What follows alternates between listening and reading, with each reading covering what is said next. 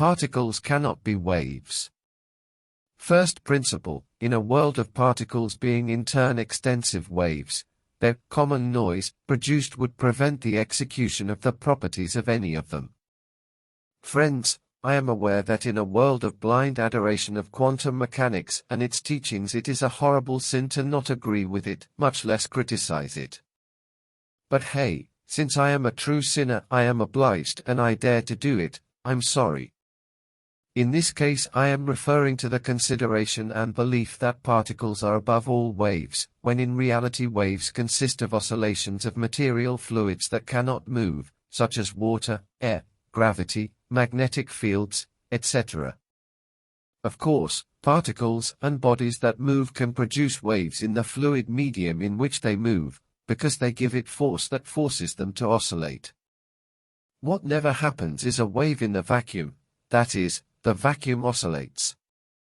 So, and referring to our case of light as an electromagnetic wave, we ask ourselves, well, what does that electromagnetic wave consist of? 1. Well, as they explain it to us, it would have to be a particle, for example the photon, or the electron, that can create around itself a field of undulating forces of between 10 to the power of 14 and 10 to the power of 20 its diameter as minimum. That is, and taking it to our level, it is as if a golf ball produced a field of forces around it greater than our solar system, in such a way that this ball could move another electron that was outside the solar system.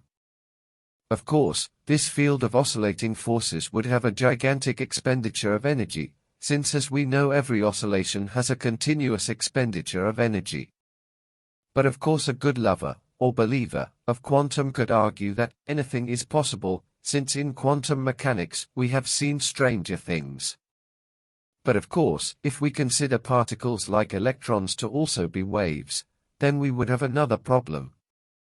2. That in any place, such as the single and double slit device, there are billions of electrons in the slits, in the air, on the plate, on the screen, etc., and all with the same type of wave, whereupon they would all collapse into a sea of similar waves, where none would produce any appreciable effect. Therefore, electrons like photons and any other particle are not interrelated waves, linked and interdependent with each other, but only point particles and autonomous materials that can have their own movements, changes, crossings, etc., without depending on each other.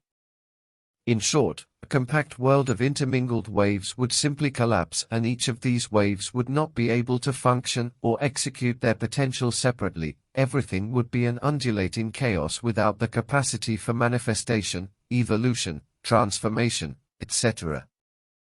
Let us think, for example, of the surface of a lake, where it rains heavily and each drop produces its own wave.